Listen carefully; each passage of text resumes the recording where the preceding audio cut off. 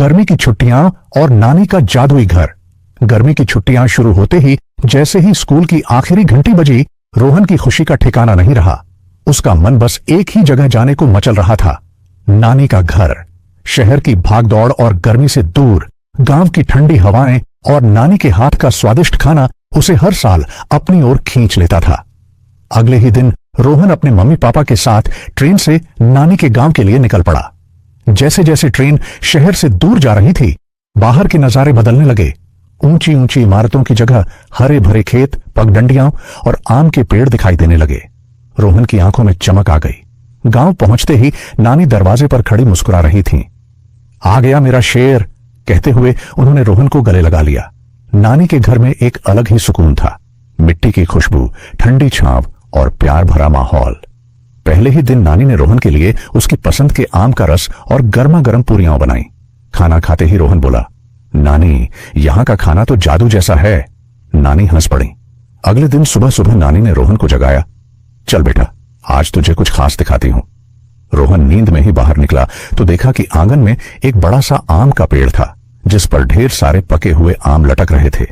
नानी ने कहा, यह पेड़ तेरे नाना जी ने लगाया था। रोहन और गांव के उसके नए दोस्त पेड़ पर चढ़कर आम तोड़ने लगे। कभी आम गिर जाते, कभी कोई फिसल जाता और सब मिलकर हंसते। फिर सबने मिलकर ठंडे पानी में आम डालकर खाए। इतना स्वादिष्ट आम रोहन ने पहले कभी नहीं खाया था। दोपहर में जब तेज धूप होती, तब नानी उन्हें पुराने किस्से सुनाती, भूतों की कहानियां, बहादुरी की दास्तानें और नाना जी की यादें। हर कहानी में एक सीख होती और रोहन ध्यान से सुनता। एक दिन रोहन ने देखा कि गांव के पास एक पुराना बंद पड़ा घर है। उसके दोस्तों ने बताया, वहां कोई नहीं जाता, लोग कहते हैं वहां भूत है। रोहन को थोड़ी डर लगी, लेकिन उसका मन जानने को उत्सुक था। रात को जब सब सो गए, रोहन धीरे से उठा और अपने दोस्त सोनू के साथ उस घर की ओर चल पड़ा। चांदनी रात थी और चारों तरफ सन्नाटा। जैसे ही वे घर के अंदर गए, अचानक एक अजीब सी आवाज आई। कौन है वहां? रोहन और सोनू डर के मारे कांपने लगे। तभी उन्होंने देखा कि एक बूढ़ा आदमी अंदर बैठा है।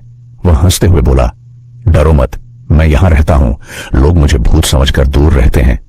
असल में वह एक अकेला बुजुर्ग था, जिसे सबने भूत मान लिया था। रोहन को यह जानकर दुख हुआ। अगले दिन उसने नानी और गांव वालों को सच्चाई बताई। फिर सब लोग उस बुजुर्ग से मिलने गए और उसकी मदद करने लगे। अब वह घर डरावना नहीं रहा, बल्कि हंसी और बातों से भर गया। दिन ऐसे ही हंसी खुशी बीतते गए। कभी नदी में नहाना, कभी खेतों में दौड़ लगाना, कभी नानी के साथ रोटियां बेलना। रोहन को लगा जैसे ये छुट्टियां कभी खत्म ही न हो, लेकिन समय तो चलता ही रहता है। छुट्टियां खत्म होने लगीं। जाने का दिन आ गया। रोहन की आंखों में आंसू थे। उसने नानी को गले लगाते हुए कहा, नानी, मैं फिर जल्दी आऊंगा। नानी ने उसके सिर पर हाथ फेरते हुए कहा, हमेशा खुश रहो बेटा, और याद रखना, खुशी छोटी छोटी चीजों में होती है। ट्रेन में बैठते हुए रोहन खिड़की से बाहर देख रहा था। उसके दिल में ढेर सारी यादें थीं। नानी का प्यार, गांव की मस्ती और वो अनोखा रोमांच। उसने मन ही मन सोचा, अगली गर्मी की छुट्टियां, फिर नानी के घर। कैसी लगी वीडियो कमेंट में जरूर बताना। मिलते हैं अगली वीडियो में।